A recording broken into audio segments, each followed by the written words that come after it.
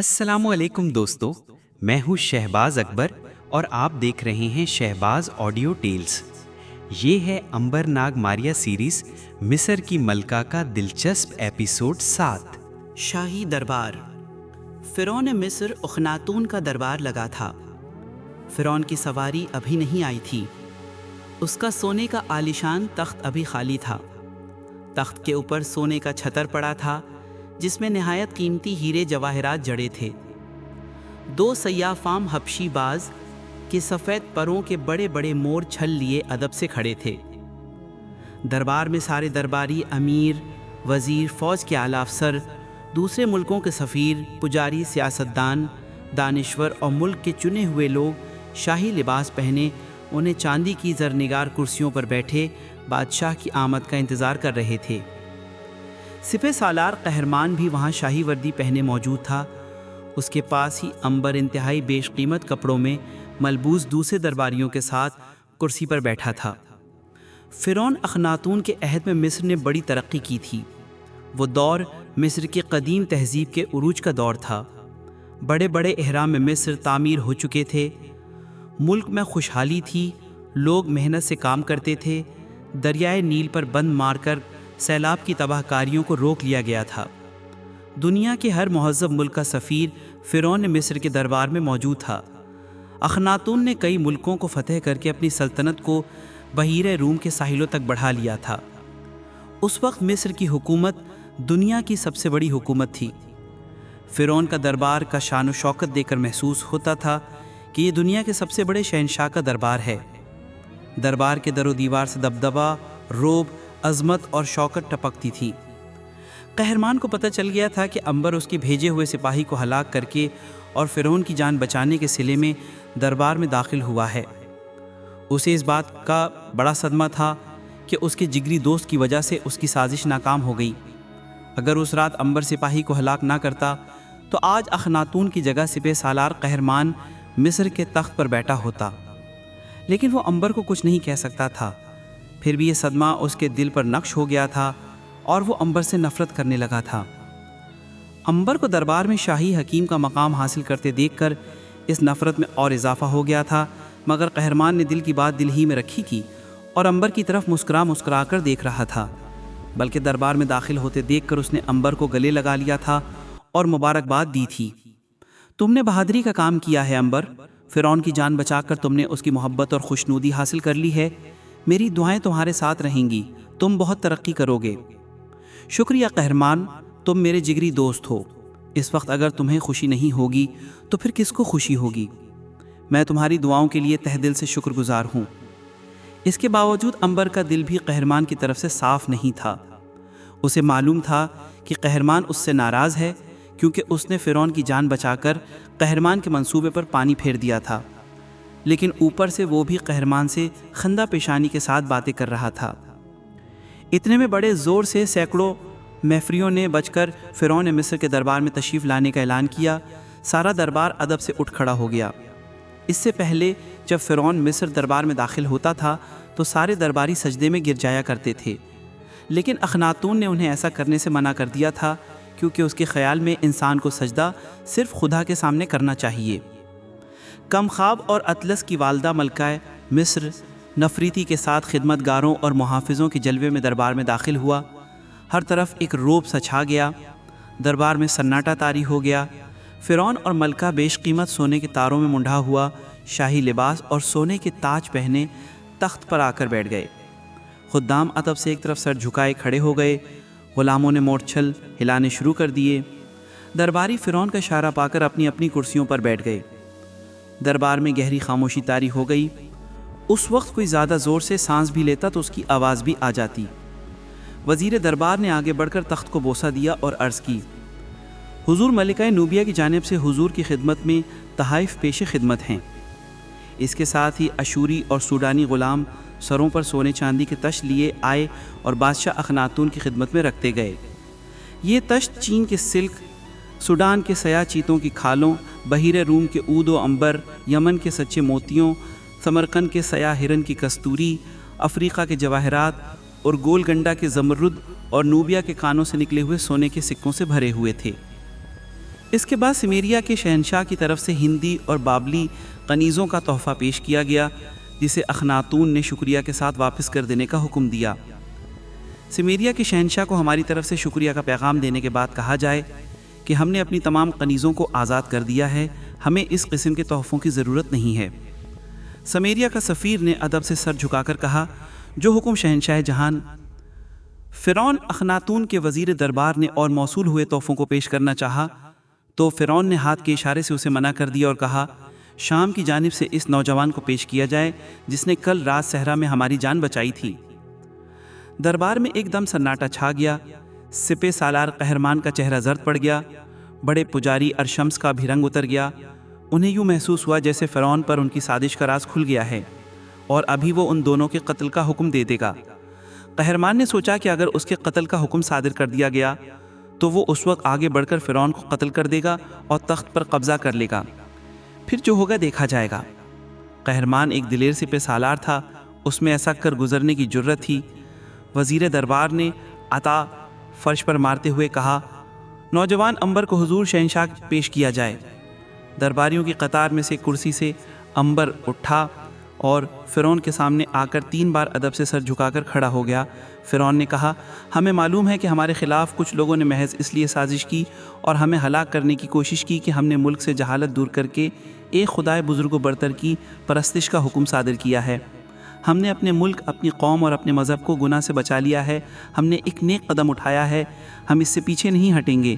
خدا کو ہماری زندگی منظور تھی، اس نے ہمیں اس نوجوان کو بھیج کر بچا لیا۔ ہم اس نوجوان سے خوش ہیں اور آج بھرے دربار میں اعلان کرتے ہیں کہ آج سے عنبر ہمارا شاہی حکیم ہوگا۔ اس اعلان کے ساتھ ہی خدمتگاروں نے محفریاں زور زور سے بجا کر عنبر کو شاہی حکیم بنائے جانے کا اعلان کر دیا۔ فرعون نے اپنے گلے سے ہیرے موتیوں کا بڑا ہی قیمتی ہارا اتار کر خود عنبر کے گلے میں ڈالا۔ یہ ہماری طرف سے تمہیں انعام ہے، آج سے تم ہمارے دربار کے اعلیٰ عہدے پر مامور رہو گے، تم شاہی خاندان کا علاج کرو گی، اس کے علاوہ تم ہمارے دوست بھی ہو گئے۔ عنبر نے ہاتھ باندھ کر عرض کیا، مجھے جس عز معظم آپ نے مجھے جس عزت سے نوازا ہے میں اس کے لیے آپ کا ممنون ہوں، خدا نے چاہا تو میں اس خدمت پر پورا اتروں گا۔ فرعون نے اعلان کیا، دربار برخاست کیا جاتا ہے۔ ملکہ نفریتی اس وقت سے عنبر کو بڑے غور سے دیکھ رہی تھی۔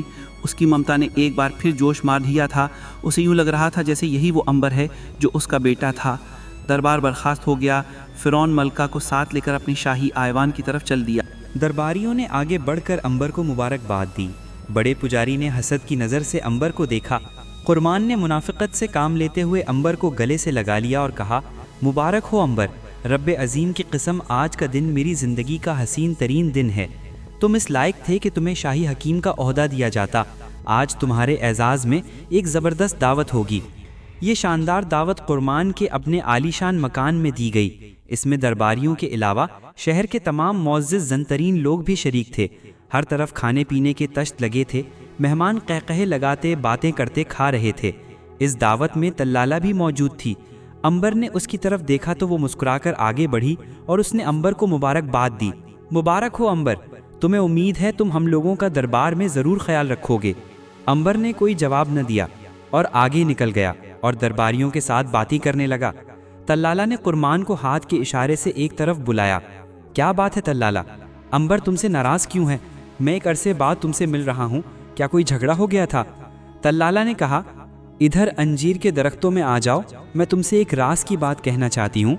قرمان تلالہ کے ساتھ اس طرف ہو گیا جہاں انجیر کے درختوں کا جھنڈ تھا اور سنگ مرمر کے چبوترے پر بیٹھ گیا۔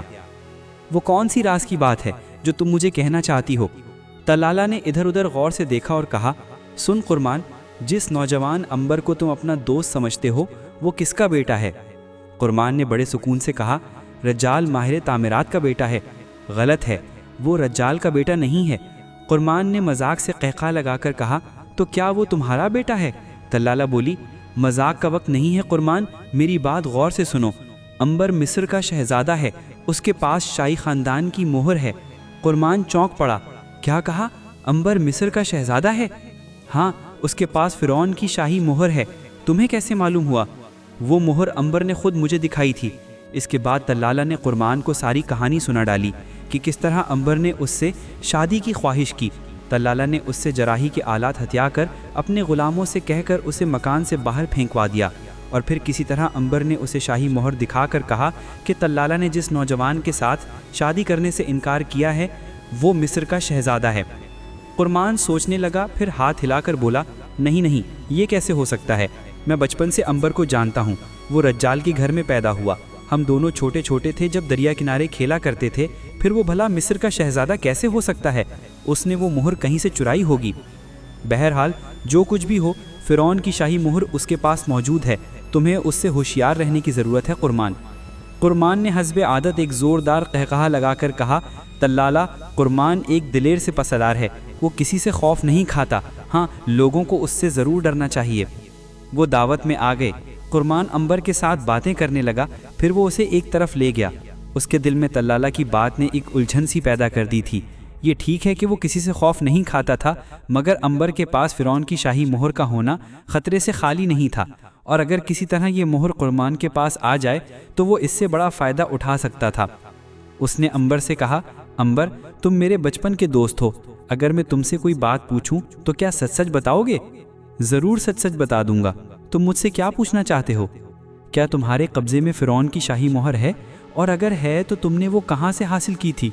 شاہی مہر کا حال انبر کسی حالت میں بھی قرمان کو نہیں بتانا چاہتا تھا۔ اس نے اس کے جس سوال میں فوراً کہا، دوست، تمہیں کسی نے غلط کہا، شاہی مہر میرے پاس کہاں سے آ سکتی تھی؟ مجھے طلالہ نے کہا ہے۔ انبر قہقہ لگا کر ہنس پڑا، اب سمجھا، میں نے طلالہ کو ایک جھوٹی مہر دکھائی تھی، اس نے میرے ساتھ شادی کرنے سے انکار کر دیا تھا، میں نے اس کو جلانے کے لیے کہا تھا کہ میرے پاس شاہی مہر ہے اور یہ کہ میں مصر کا شہزادہ ہوں۔ کمال ہے قرمان، تم نے یقین بھی کر لیا۔ آخر میں تمہارے ساتھ پلا بڑا ہوں، کیا تمہیں یقین آ سکتا ہے کہ میں مصر کا شہزادہ ہوں؟ یہی تو میں بھی حیران تھا کہ انبر میری آنکھوں کے سامنے پل بڑھ کر میرے ساتھ ہی جوان ہوا، پھر وہ بھلا مصر کا شہزادہ کیسے ہو گیا؟ انبر میں رب عظیم کا شکریہ ادا کیا کہ قرمان کے دل میں طلالہ نے اپنی مکاری سے جو بات ڈالی تھی وہ اس نے بڑی حکمت عملی اور ہوشیاری سے نکال دی تھی، لیکن یہ اس کا وہم تھا، اس لیے کہ قرمان کے دل میں انبر کے بارے میں شک ضرور پیدا ہو گیا تھا۔ آخر اس کے پاس شاہی مہر کہاں سے آ گئی تھی؟ قرمان نے اس بارے میں پوری تحقیق کرنے کا فیصلہ کر لیا۔ رات گئے، دعوت ختم ہو گئی، انبر اپنی حویلی میں آ کر لیٹ گیا۔ وہ بڑا تھکا ہوا تھا، اسے بہت جلد نیند آ گئی۔ دوسرے روز وہ شاہی لباس پہن کر شاہی رتھ میں سوار ہو کر فرعون کے دربار میں پہنچ گیا۔ اسے تمام درباریوں نے پہلے روز دربار میں آنے پر مبارکباد دی۔ انبر کی نگاہیں قربان کو تلاش کر رہی تھیں، مگر وہ اسے کہیں بھی دکھائی نہیں دے رہا تھا۔ انبر کے قریب سے بڑا پجاری شاہی عصا ہاتھ میں لیے منہ ہی منہ میں کوئی منتر پڑھتا گزرا۔ انبر نے اس سے قرمان کے بارے میں پوچھا، آپ کو معلوم ہے قرمان کہاں ہے؟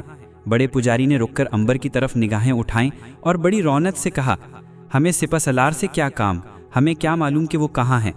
اتنا کہہ کر پجاری آگے بڑھ گیا۔ انبر سوچتا رہا کہ بڑے پجاری کی اس رونق اور تکبر کی وجہ کیا ہو سکتی ہے؟ کہیں ایسا تو نہیں کہ وہ انبر سے نفرت کرتا ہو اس لیے کہ قرمان نے اسے اپنے ساتھ ملا لیا ہو؟ اسے یوں محسوس ہوا جیسے فرعون کو قتل کرنے کی سازش میں بڑے پجاری کا بھی ہاتھ تھا۔ ایک سیاہ چشم کنیز انبر کو اپنے پیچھے آنے کا اشارہ کر کے آگے نکل گئی۔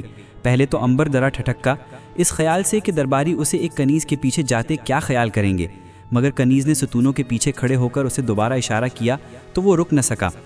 آگے بڑھ کر اس نے کنیز کے پیچھے پیچھے چلنا شروع کر دیا۔ کنیز اسے لے کر شاہی محل کے پچھلے حصے کی طرف لے آئی۔ یہاں ایک باغ تھا جس میں دنیا بھر کے درخت اور پھولدار پودے لگے تھے۔ سنگ مرمر کے فوارے جگہ جگہ چل رہے تھے۔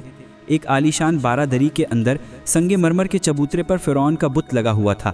دائیں طرف شاہی محل کے زنانہ حصے کا پچھواڑا تھا۔ اس محل میں ملکہ اپنی بے شمار کنیزوں، خادماؤں اور آماؤں کے ساتھ رہتی تھی۔ دروازوں پر سیاہ فام حبشی غلاموں کے پہرے لگے تھے۔ یہ حبشی پہرے دار ننگی تلواریں لیے چاق و چوبند کھڑے پہرا دے رہے تھے۔ انبر ایک پل کے لیے رک گیا۔ کنیز نے انبر کو رکتے دیکھا تو قریب آ کر کہا، میرے آقا بے فکر ہو کر آگے بڑھیے، ملکہ عالیہ آپ کی راہ دیکھ رہی ہیں۔ انبر کا دل دھڑکنے لگا تو گویا وہ عرصہ 15 برس کے بعد اپنی حقیقی ماں سے ملنے جا رہا تھا۔ اس کا دل ماں کی محبت سے لبریز ہو گیا۔ اس نے کوئی جواب نہ دیا اور چپ چاپ کنیز کے پیچھے پیچھے چلتا محل میں داخل ہو گیا۔ حبشی غلاموں نے کنیز کے ساتھ انبر کو دیکھ کر سر جھکائے اور پرے ہٹ کر کھڑے ہو گئے، جیسے انبر کو ملکہ کے محل میں داخل ہونے کے لیے راستہ دے رہے ہوں۔ انبر محل کی چوڑی چوڑی خوبصورت سیڑھیاں چڑھتا اوپر کی منزل میں آ گیا۔ یہاں سنگ مرمر کے ستونوں کے درمیان ایک غلام گردش مغربی دالان کی طرف نکل گئی تھی۔ اس دالان کے آخر میں ملکہ کا شاہی کمرہ تھا۔ اس کمرے کے باہر خواجہ سرا پہرا دے رہے تھے۔ انبر کو کنیز کے ساتھ آتے دیکھ کر انہوں نے دروازہ کھول دیا۔ اندر ایک عالیشان تخت پر ملکہ مصر بیٹھی تھیں۔ وہ ادھیڑ عمر ہو رہی تھیں، چہرے پر بڑھاپے کے آثار نمایاں ہونا شروع ہو گئے تھے۔ ملکہ نے امبر کو غور سے دیکھا اور ہاتھ کے اشارے سے بیٹھ جانے کا حکم دیا۔